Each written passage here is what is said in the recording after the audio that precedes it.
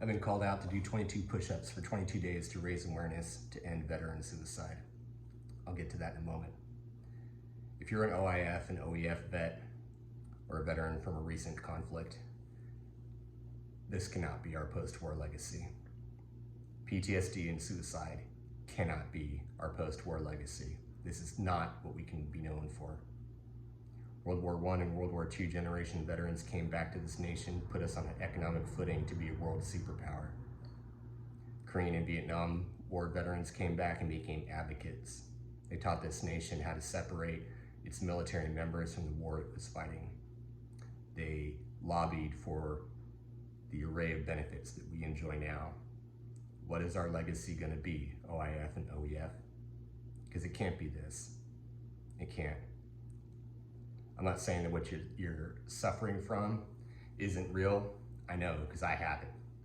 I got trauma and moral injury. What I am saying is you're not alone. Don't put yourself on an island. Do not isolate yourself. The guilt, the shame, the loss of identity, the loss of self, the loss of relationship, all that stuff is real. And it's not going to be healed by any bullshit PTSD treatment that the VA and every other mental health practitioner is out there peddling. It's not trauma that's killing our vets. We are treating veterans for PTSD when they are in need of moral injury care. And yes, I am calling out the VA and every other mental health care practitioner, faith-based groups, and community at large. If you don't know what moral injury is, you're negligent. You're part of the problem. You're breaking social contract with your military and its veterans. Period. You want to know what it is? I'll give you the Twittersphere 140 character definition, because I know most people's attention span is that of a gnat. We want all of our information pre-digested in little sound bites, which is also part of the problem. We lack the deep literacy and the attention span of what it takes to look into the morality of what we're doing. Moral injury is the act or the omission of an act that goes against one's personally and deeply held spiritual, moral beliefs. No good outcomes in combat. War has its own maxims. It creates true helplessness. It forces decisions for which there are no good outcomes. It doesn't care how good you are at the craft. Combat is a fickle dance partner. If you're suffering, I know it's a lot. You may think that you either don't deserve to heal or that the treatments that you're getting aren't working because you're not being conscientious enough, or you're going to try one more combination of drugs or one more round of talk therapy. You're being treated for trauma when you're in need of moral injury care. I get the guilt. I get the shame. I know.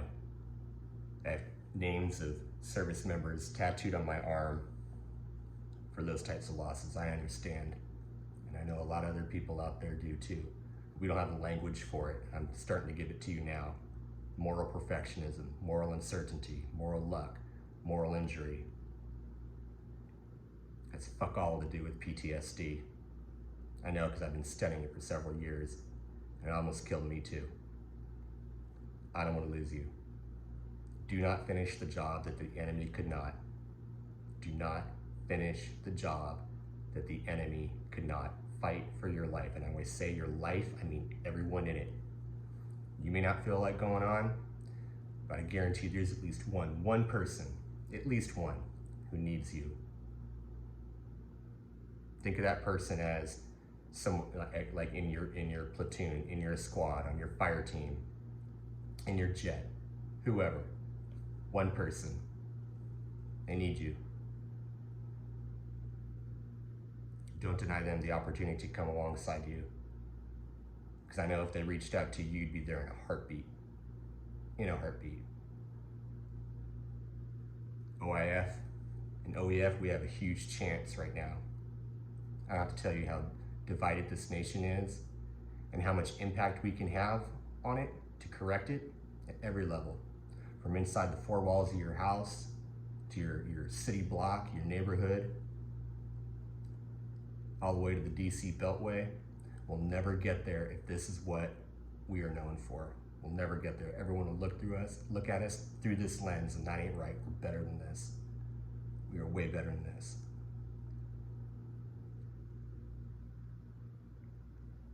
If I was the one who died and you were the one left behind, I'd want to look down and see you get up every morning with a big shit-eating grin, ready to attack life, heart full of gratitude, and just wanting to step up and help somebody. And I don't care what race, religion, gender, political affiliation, something small, just making an act. Love on the people around you. No one cared about that stuff when we served. No one asked those questions in combat. And we're at war right now in the nation. Be leaders, step up and do that. Just do it. You did there, you did when you're in uniform.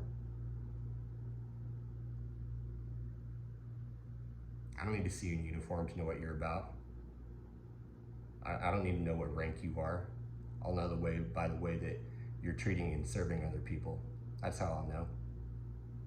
And I hope to see you out there.